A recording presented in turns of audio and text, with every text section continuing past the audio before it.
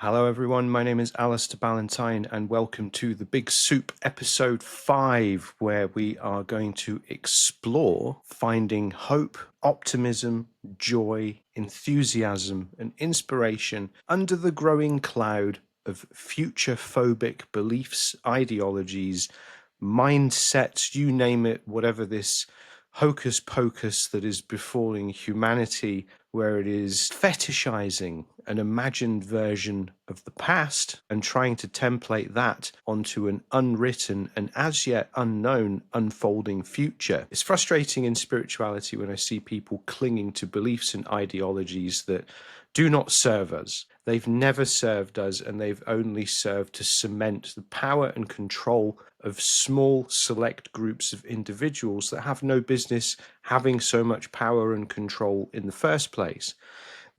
There are a lot of people expressing frustration at those who are operating in the spirituality world, shall we say, talking about political and social issues, expressing their frustration at their favorite content pages suddenly becoming political and socially aware. Well, the fact of it is, spirituality is about liberation. It is about liberation of the self, liberation of each other, liberation of society, liberation of consciousness. And to not address social, political, economic issues is failing one of the overall missions of spiritual awakening, spiritual awareness, and a spiritually conscious evolving awareness in society. There are those who think that spirituality should all just be about finding your own balance and having your own sense of alignment and sitting back and controlling the world with the power of your mind. This is a very good example of people who are holding on to spirituality as projected through the lens of oppressive structures of practice and belief. Because when people see themselves as islands, when people see themselves as disconnected from the world, or the main character in the story and everyone else is bit parts or NPCs, as the smooth brains like to call them, this is definitely a form of spirituality that we can describe as futurephobic. Because with futurephobia, the term futurephobia flashed across my mind the other day when I was replying to someone on Threads. And there's been this total deluge of nonsense on the internet where people are now freaking out because the world no longer revolves around them. I mean, it never did in the first place, but as our world is growing more connected and more conscious, we are having people from different backgrounds, different places, different ideologies, different structures coming forward, expressing their viewpoints and challenging some of the narratives that have been established to uphold the supposed legitimacy of power structures in the world as we've known it so far.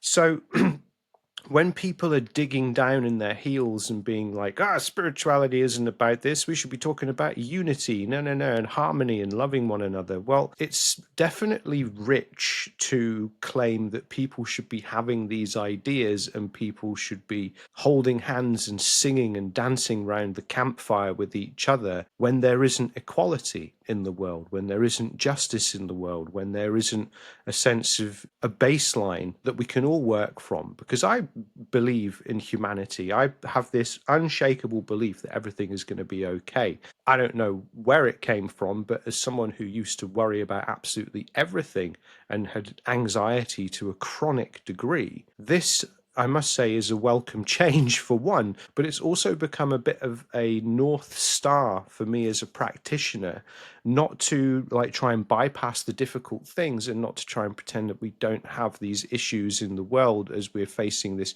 existential crisis of what path to take into the future as humanity and as a society. It's allowing that sense of focus to navigate through these different challenges and situations. And, if you want to be captain of the ship, you have to know how to work with the waves. You have to know where to place the ship so you can continue forwards on your journey, even if it's rolling and pitching and all of this stuff, and it's a bit uncomfortable in those moments. But with futurephobic spirituality, this is where we can see things like the prevalence of conspiracy theories or the very old gender binary discussions around divine masculine and divine feminine.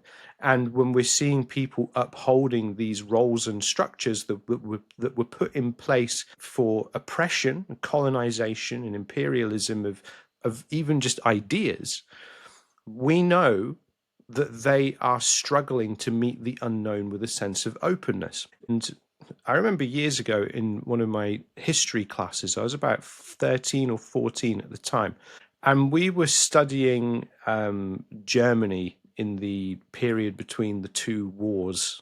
And so this is what, like 1919 to 39 or something like that. And it was interesting because our teacher was talking about the rise of all of these different groups after the First World War, trying to seek to establish a template for power and dominance and control. And all of them were, quite hardline in their ideologies. And my teacher said that, anytime that things get rough in history, people are more likely to go towards the extremes because the extremes supposedly have the answers for those problems. And when we look at the rise of this regressive, small-minded and exclusionary structures of belief and power and ideology, it reminds me of that history lesson, and that when I see these things coming up, I know that they don't have the answers. They don't have the answers for anyone, certainly not me. But for anyone who is actually conscious about creating a better future, a more unified future, and one where there is this, sense of abundance for all, you cannot be looking back to the past, to things that haven't worked, to create a future that is as yet unwritten. And I've been tiptoeing around this for a while in terms of how I like to express myself, because I like to express myself by threading ideas into the overall content, speaking in subtext, speaking relationally, letting people come to some of their own conclusions, but dropping some breadcrumbs along the way, because, we all communicate in different ways. And I said in one of the earlier episodes, you have to find your medium of expression. You have to find the way that you can articulate your voice the best. And for me, making things contextual always made the most sense, because then you can talk about a wider range of things to a wider range of people without necessarily coming out and bashing people over the head with an idea or a concept that may generate some traffic in your direction, but ultimately you're doing it for attention and posturing. But when we're talking about things that fall under the umbrella of futurephobia, this becomes quite challenging to avoid the fact that it is structures of supremacy, whether they are ideologically based on race, gender, nations, religion, and not recognize that those are center stage of being futurephobic in their absolute makeup. Like, we should not be in the year 2025 and still having to tiptoe around ideologies that belong 2 millennia ago. We shouldn't be still subject to ideologically driven war and bringing the boot down on different groups of people because you believe in a different god and somehow that's a threat to your own ideology. These kind of things, this makeup, this tapestry, we can see it all as connected. And I find it quite challenging to see how people are trying to place individual responsibility onto issues that are structural in nature. And if they're structural in nature, they have to be structural in solution. So when we are trying to find that sense of hope and optimism and joy and curiosity under the growing shadow of futurephobia, we need to recognize that playfulness, joyfulness, self-expression, making art, doing the things that allow you to be yourself in these times is an act of total sovereignty of self. We can't really use the word sovereignty without that being loaded as well because of the smooth brains. But also it is an act of resistance, an act of defiance, an act of protest. Because if you can still be yourself with everything that is going on around and still find a way to express that into the world, you are a lot stronger than you would maybe give yourself credit for. And I personally think that this is a very beautiful thing, because if you look a little bit beneath the surface, you might see that people are placing their responses to what's going on in the world, but threaded through in their artistic output, or how they choose to move through the world, or the choices that they make. when we're seeking to transcend futurephobia and its influence, not everything has to be loud. Not everything has to be, tattooed on your forehead as a mark of virtue. There is a virtue in doing things in your own way. And there is an element of self mastery when it comes to expressing that in a world that then doesn't somehow bash down on others who are maybe not seeing things in the same way. Now, I've had this conversation a number of times with fellow people who are from mixed racial backgrounds or minority backgrounds, that it's not as easy for us to express ourselves in the same way that people who are not from that background might be able to do.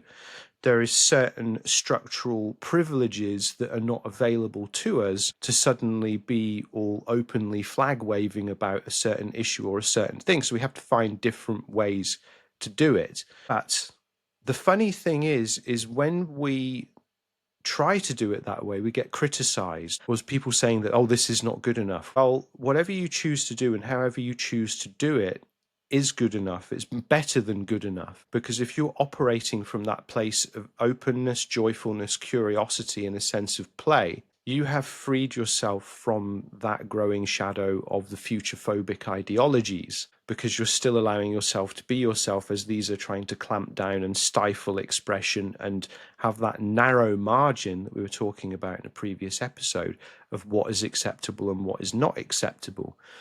Because again, this is when we speak to ideologies of supremacy. This is where we speak to ideologies that are really trying to benefit a protected group. It's like when people are talking about free speech or freedom of expression. It's not free speech. It's not freedom of expression. It's free speech and freedom of expression without consequence for a protected group that is now seeing its level of influence and dominance in the world wane. And the only way it can maintain that is by through some degree of force, some degree of imposing itself upon us, trying to tighten the grip.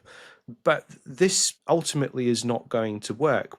Whether they're trying to do that through technological means, as we're seeing with, what do we call him, Space Karen, and all of that nonsense that he's trying to put out on the world, because I've no respect for people who are rules for thee, but not for me, or empathy for me, but not for thee, this kind of stuff, because that shows to me that they have not got the sense of responsibility or the sense of duty or the sense of awareness that being in such a position would bring.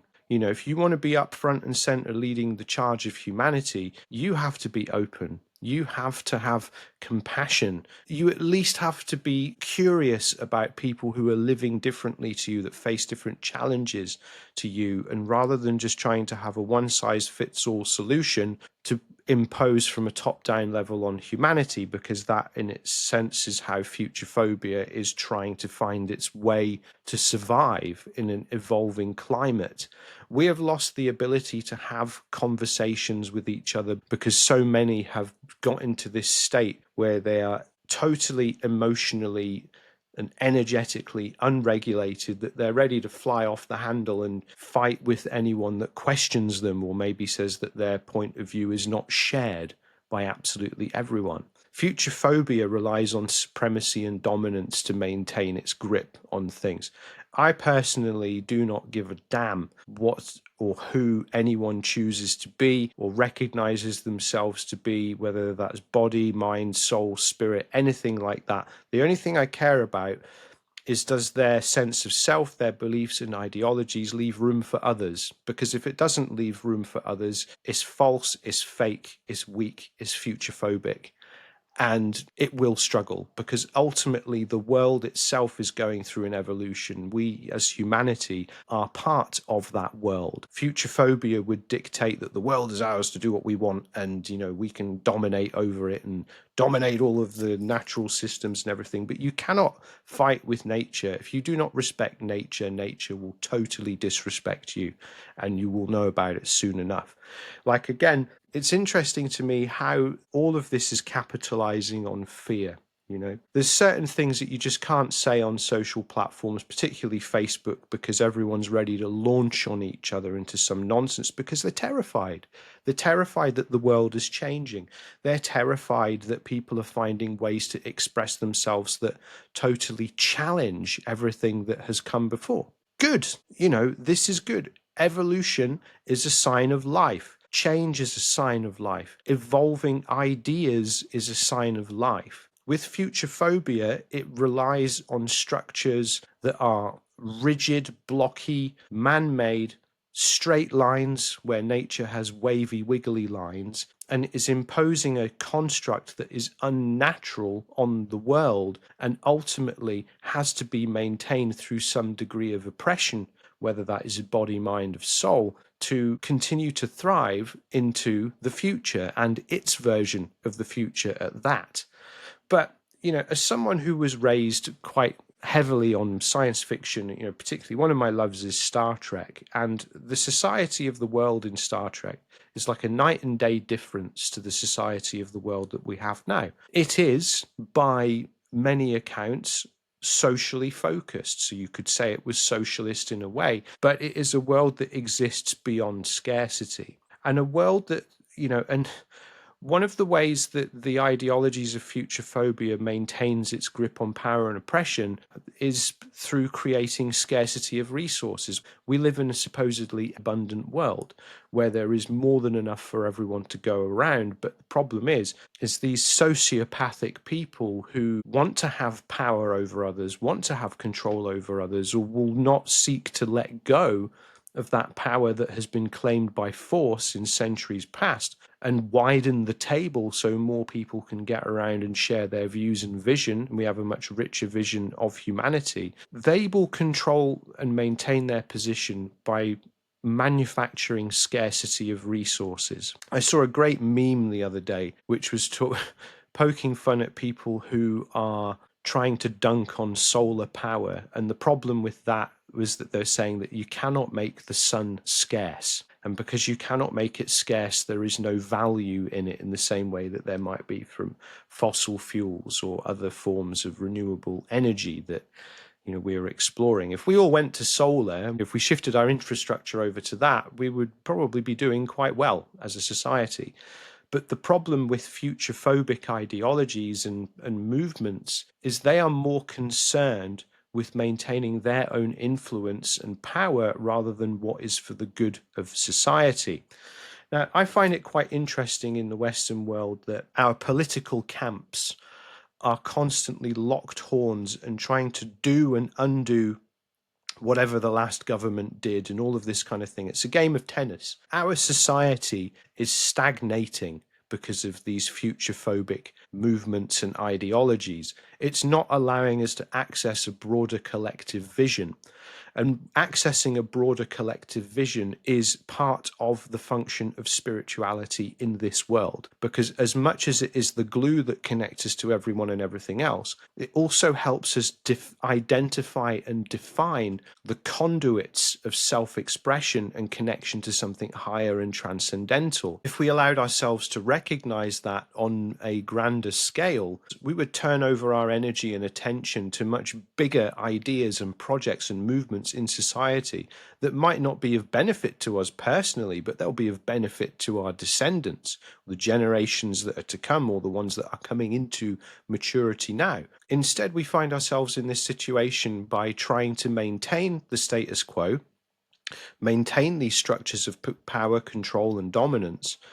The debt is being kicked down the generational line rather than the structure and the seeds of something more interesting and beneficial to all. We've got this whole thing backwards, and that is deeply frustrating to me because I do not believe that the future is something to be scared of. I think the more that we learn about the world, the more that we learn about humanity, the more we learn about ourselves and we express that, it's fantastic. And it's important for us to be conscious and to be engaged within that to a point where it allows us to stand up and hold up the banners for a more integrative and interesting society. At the time of recording, we're having a heat wave here in Britain, and you may be able to hear my neighbours chatting in the background or some background noise because everyone's out in the gardens enjoying themselves.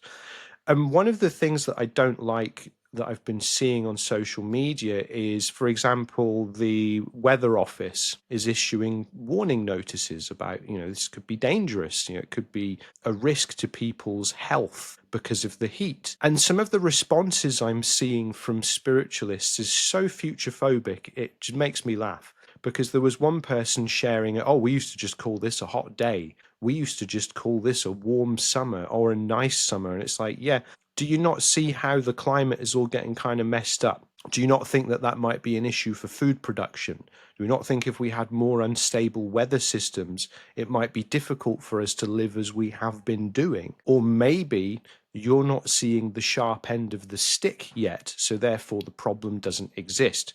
Because one of the bedfellows of Futurephobia, and should we even call it a tent pole, is a lack of awareness and a total disregard for problems that might not affect them personally, but they are affecting other parts of the world. There was an interesting graphic I saw the other day where it was showing that the comparison to the global north and the global south, the global north is the big polluter, and the global south is not contributing in any way to the same level of pollution and ecological destruction that society in the global north is doing. We don't seem to grasp that if we don't change consciously and evolve consciously, that will be pressed upon us, either by falling behind those who are putting their national interests at front and center and allow, but in a way that is helping them build a society that will stand the test of time.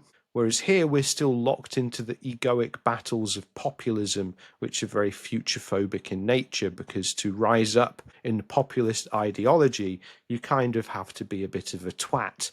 And those twats are many things, but progressive and focused on the future of the world, they are not.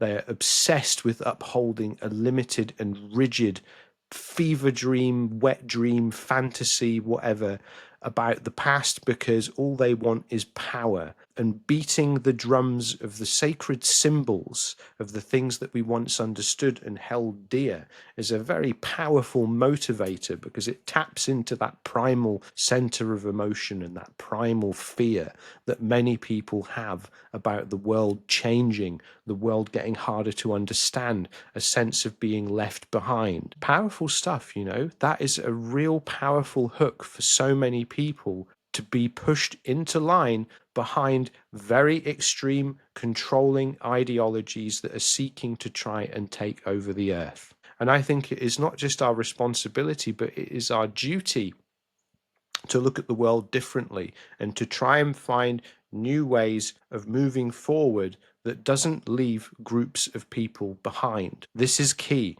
Now, some people have uninvited themselves from that conversation to begin with, but the door should remain open for when they do decide to come around the table and form those connections and try and see into a deeper reality of possibilities. One of the difficult things to see at the moment is how the bean counters have inherited the earth, or should we say try and stolen the earth. Because again, bean counters, they lack vision, they lack passion, they lack imagination, they lack some of the core things that make human beings human, and they're more bothered about how much things cost, rather than seeing the value of things and how certain things are necessary to uphold a functional society, even if the benefits are not necessarily tangible in a way that you can put your hands on. So we have this great struggle happening at the moment, sort of playing out in the unconscious in some aspects and playing out in very real world manifestations in others. But ultimately, humanity is finding itself in a steady and growing battle for visions of the future. And ultimately, from my perspective, anything that does not vision a future that is essentially a round table with space for everyone It's not worth it. It's invalid, because at the end of the day, it is only about power and control. And when it's only about power and control, everybody loses, because you have to lose yourself to maintain that level of power and control over others. Probably the people who are the fittest to run the world wouldn't be interested in doing it, because it's not in their nature to have that power and control. Just like a lot of people who would make great parents and not having kids because of the structure and flow of society getting to such a point that it's difficult to see what kind of world you would be leaving behind for these kids that would be positive, that would be beneficial. And sadly, it is a degree of responsible parenting to choose not to have the child at all on those grounds, which is kind of where I find myself some of the time. And it really breaks my heart, because we're in a race to the bottom. We have got leaders and public figures who are doing nothing except appealing to the absolute worst in us. And when we're existing down in the basement in the house of consciousness, there is nowhere to go that is positive. You can choose to walk up the stairs to the ground floor at any time, but in the basement, you are convinced that this is the reality of things. This is Plato's cave all over again, and the idea that the shadows projected on the wall to the people in the cave, and they're convinced that this is reality, that they don't actually climb out the cave to see what reality could be for themselves. So when we're living in this way, we're giving up on possibility, we're giving up on hope, we're giving up on our imagination, passions, and enthusiasm for what can be, and letting it being dictate by what is, but what should never be. So this brings me back to the core and central theme of hope and optimism and joy and creativity, because imagination is an inherently human quality. I'm sure when we meet other races inhabiting planets out there in the stars, we can argue about the nature of imagination. But as it stands, we don't have open contact or anything like that. And to be fair, I imagine ETs would probably not want to show themselves to us at the moment, as we probably would end up in a big fight, because we have small-minded, futurephobic structures of leadership at the front and center of human society at this point in time.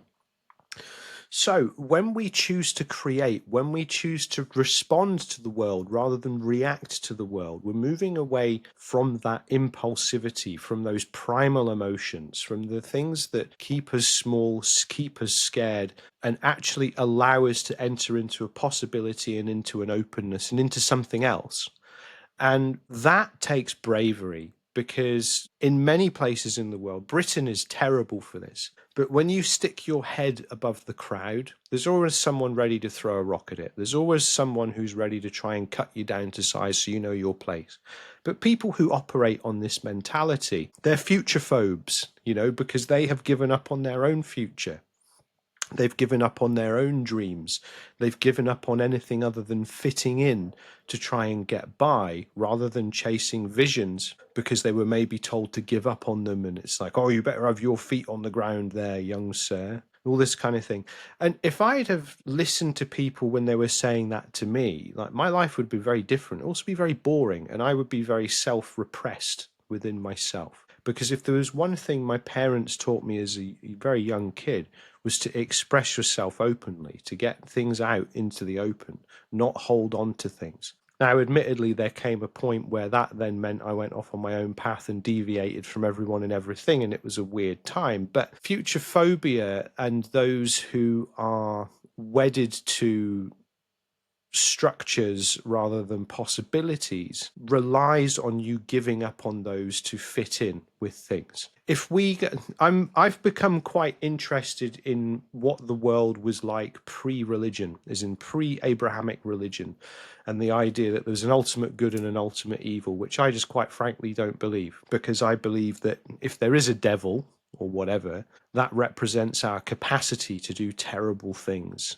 And if there is a God, that represents our capacity to do great and amazing things. And it's that spectrum, the light and the shadow within, that we find ourselves. So to me, religion and its texts are allegorical in nature at best. So with that, I've become curious about like various different indigenous societies and how they lived and what was acceptable to them, and the idea of forced binaries, because obviously that's the big conversation at the moment. It's all about the gender wars rather than us creating gender equality and doing the things that we can to make sure that there is no structural oppression based on the body that you find yourself in or the body that you wish to be in, how you want to feel expressed as truly as yourself.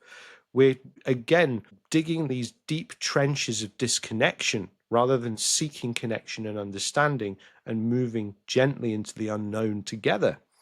So again, this shows a lack of imagination. It shows that there is a fear because if something changes of this nature and it takes away from your ideology of self, then somehow your ideology of self is invalid, which is not true. Someone living their life as they choose is not going to mess up your life living as you choose, unless you choose to live your life based on principles, beliefs, values, and ideologies that can only stand if they are standing on someone else. And that person that they are standing on has their autonomy taken away from them, and they are oppressed by these ideologies and values because they are futurephobic in nature. And it's interesting to me because a lot of these conversations talk about retaining authority, they talk about retaining power. And when this power was taken by the fist or the sword, it is a fake power at the best of time because, yeah, I mean, that's how we've done things throughout history. We've conquered, we've claimed, we've colonized, we've done all of this kind of stuff. Whether you think that's a good thing or a bad thing is up to you. I personally don't think it's the way that we should be living as we go into the future,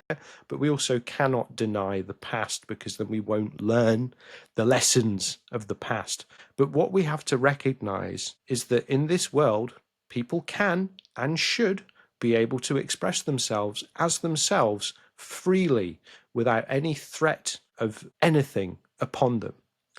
And if anything, as someone who's an ex-teacher, I took exception to religion being pressed upon people in schools because one of the things I remember from being a kid and at primary school myself, that's a elementary school for some of you, is how much teachers used religion as a tool of oppression to strike fear into us. Oh, if you don't do that, God won't like you. But I thought God loved us, miss, whatever we did. No, well, he only loves you if you don't do this and then you do that. And then even in my 7-year-old mind, I thought this was such bull. Because again, this idea of indoctrinating kids from an impressionable age to have that sense of, if I do this, I am good. If I do this, I am bad. And having this sense, and then backed up with the threat of supposed eternal damnation and whatnot. It's just such crap. I can't stand it.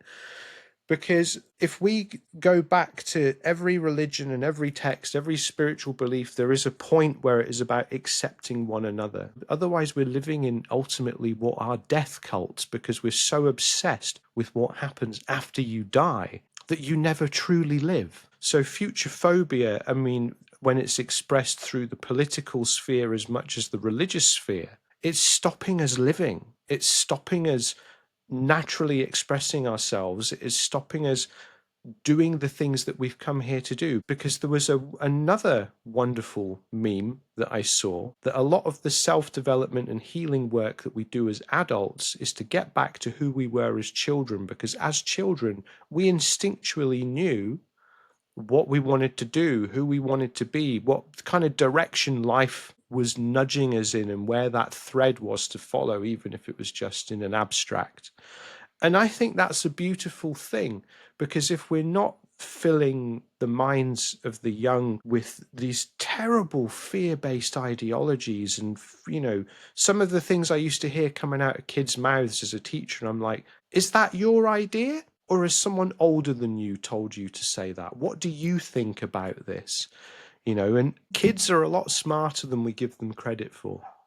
They see the world in a way that is with an openness, a curiosity, a purity, and a truth. And if we can retain that or reconnect with that as we are going through life, then we have won. We have won.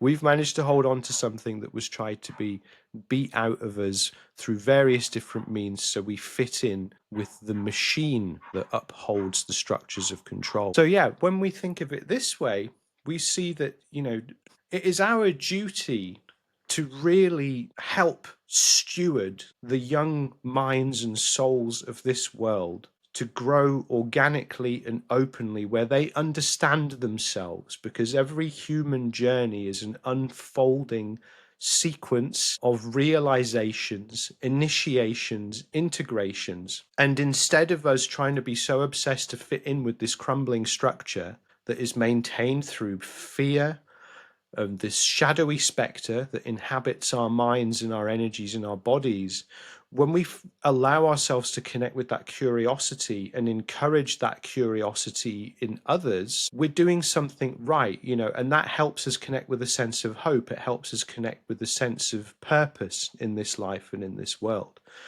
Because to do so is a sacred duty and a sacred responsibility. Now, I know a lot of people are losing faith in the education system, or they think that the system totally is blanket bad. But the fact of it is we don't have another structure right now. And it's up to us, if we feel that way, to create structures, whether that is through community, is through cohesion of groups, and starting to find ways where we create those connections between us once again.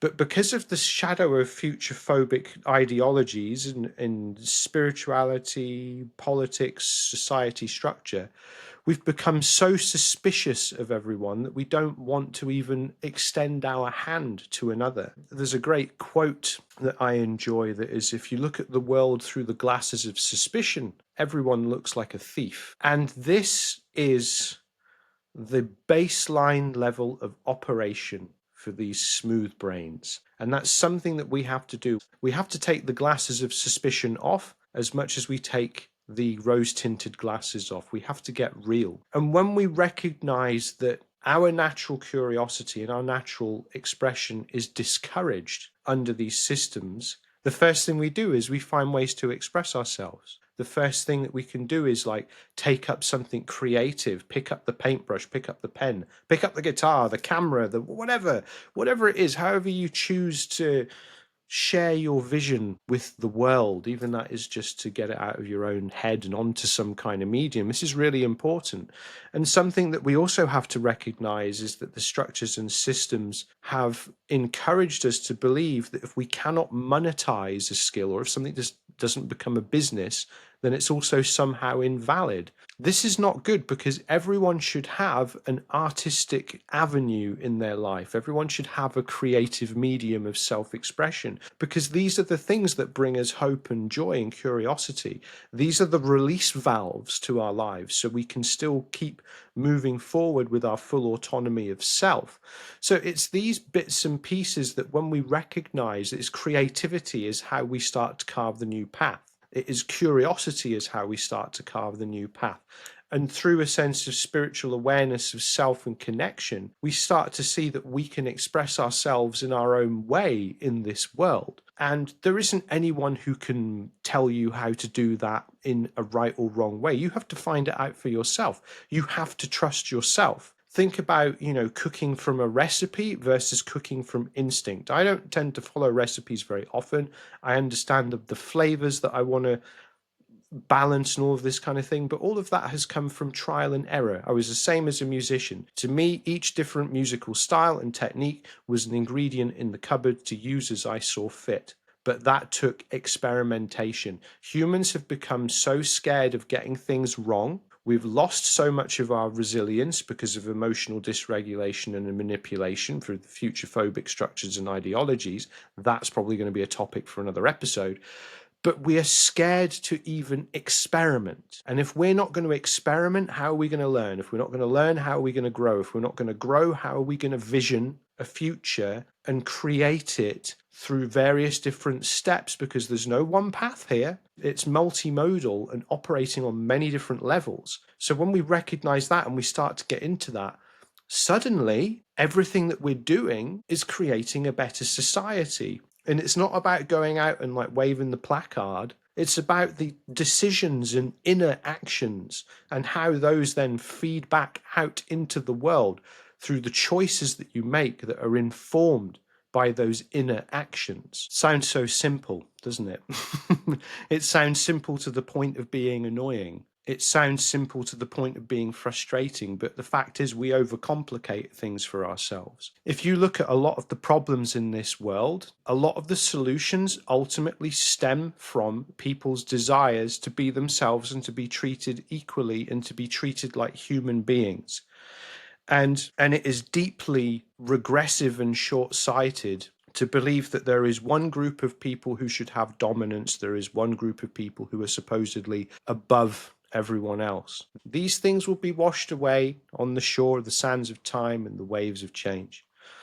But in reality, it's through the choices that we make now, the decisions that we make about how to express ourselves and what we align ourselves with, that will be the things that bring those changes about. Because ultimately, if we recognize that people are scared, and when people are scared, it's easy to make them angry. And when you become angry, you are at risk of losing your autonomy and agency of decision making.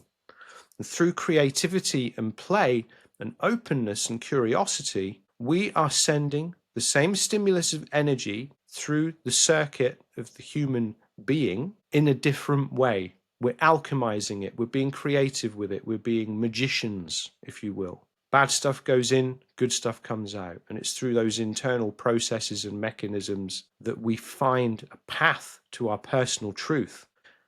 How are you going to know what your personal truth is if you're not going to allow yourself to even explore it, to connect with it, to be curious about it, to cultivate it? This is what I'm trying to say here, is you have to recognize is that we have so much more to gain by being open and working together and connected with one another than we have to lose by turning our backs on the future and crumbling and clinging to the sacred symbols or the sacred things of the imagined past that was built on oppression and control anyway.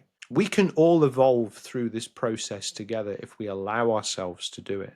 If we allow ourselves to be curious, if we recognize that pure human state, like when we were young, was about approaching the world through curiosity and through wonder and through experimentation and through play. And we bring these values back and put them as part of our process of engaging with the world, things can change fundamentally. But remember, the revolution will not be televised because the first revolution is in your mind. And by giving yourself that creative avenue, that channel of expression, and putting your fingerprint on things, that's how all of that inner shifting energy, the revolution of the mind, gets expressed out into the world. Because all of us carry that spark of divinity within us. And when you're expressing yourself, you're doing the things you feel the most connected with, the things you feel flowing, the things that you feel like, yeah, this is exciting to me. This is my passion. This is what brings me to life. That is so important, and that can be expressed in a great deal many ways throughout the length and breadth of society, the tapestry of humanity. And it's like I'm fond of saying, that tapestry of humanity needs to be expressed, needs to be realized, needs to be open and out there in the world. And if we're not going to do that, then we are condemning ourselves to the manifestation of a future built on a heavily restrictive past. I don't want that. I'm pretty sure most of everyone else doesn't want that as well. But we're not going to recognize that if we don't give ourselves time to unplug and to be curious and to express ourselves. That doesn't necessarily have to feed back into the systems and structures of humanity. Do it for you, you know? Do it for you to enjoy it. Do it for you to express it. Do it for you to explore it. Because this is how we find our way through this shadowy time. If you can still be joyful, you can still be curious, you can still be open to possibility with everything that's going on in and around the world, you have won. You have won. I cannot stress that enough, because that means that within all of this, within your heart, your soul, your mind, you're still free. And people don't seem to recognize when they want the vision of the free society that that's where the free society begins. Because when you are free to make those decisions and you're not You're not mistaking opposition for freedom. You're not mistaking defiance for freedom, because that ain't freedom at all. That's for those of you watching on the video. You'll see I've got the pendulum out here, and that's just one pendulum swing to another. We want to get out of this pendulum mentality towards evolution in society and change, either initiating or resisting. We put the pendulum down, it gives us time to think, because when you are acting in opposition to something, the thing that you are opposing still has power over you. And in many different walks of life and life experiences, we have to recognize that that is the first thing to untangle ourselves from.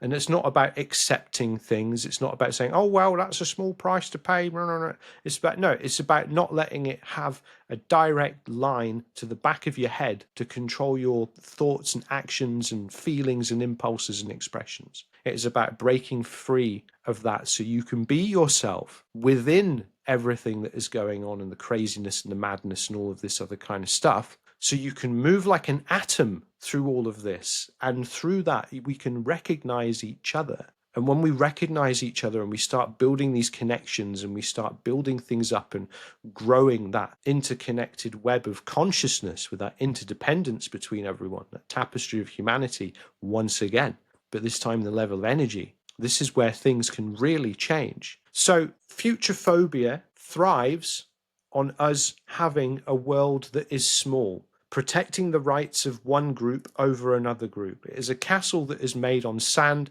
that has to assert itself every once in a while when change comes a knocking. But change is part of life, because life is always growing, it's moving, it's shifting. We outgrow the structures the moment they are put in place, because the moment a structure is put in place and people are excluded from it, the structure is invalid. So we have to find new ways and new structures in life and in society that are created with all in mind. Otherwise, what? More of the same? Another 100 years, another 200 years?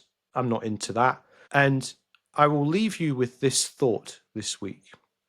Now, I'm paraphrasing here, but it is a testament to character to nurture the seeds of a tree that you will never sit under to enjoy its shade. But someone 100 years, 200 years from now will be very thankful and grateful that that shady tree is there. Why can't we take that approach to our world and to our society and stop thinking so small? Stop thinking so bound by the finite human lifespan and see ourselves as part of a greater proposition, a greater story, a greater chain of humanity that we're all linked to, and recognize that we can do great things now that might not come to fruition for a long time. But the fact is we need to start while we still have a choice. And it is through the self-expression, creativity, and that inner lens of personal expression, as the light shines through you, as your own divinity is expressed, we have a chance at doing something different, something hopeful. But all you've got to be is you've got to be open, you've got to be curious. You've got to give yourself that gift of yourself.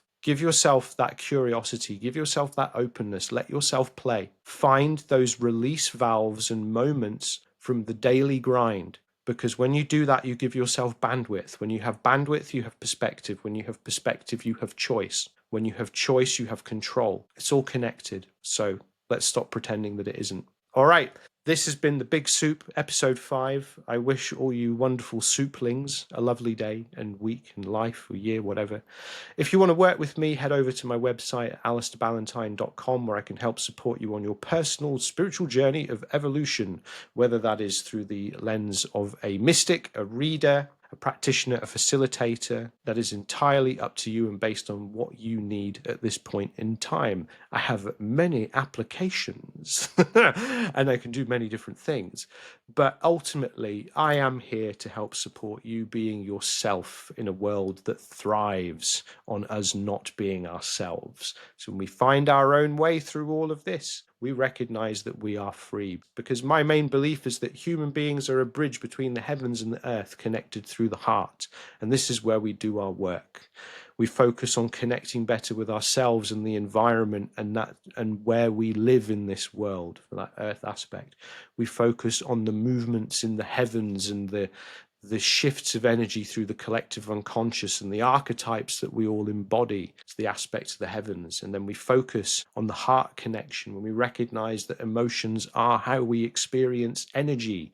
And when we tap into that emotional awareness, we develop an energetic awareness. Sounds so straightforward, doesn't it? But it doesn't mean it's simple. And I can help you along the way. So I look forward to connecting with you. And until next time, my soupy friends, remember, in the big soup that is life, are we croutons or are we cretins? You get to decide either in how you respond or react to a given situation and stimulus at any one time. Big love, big respect.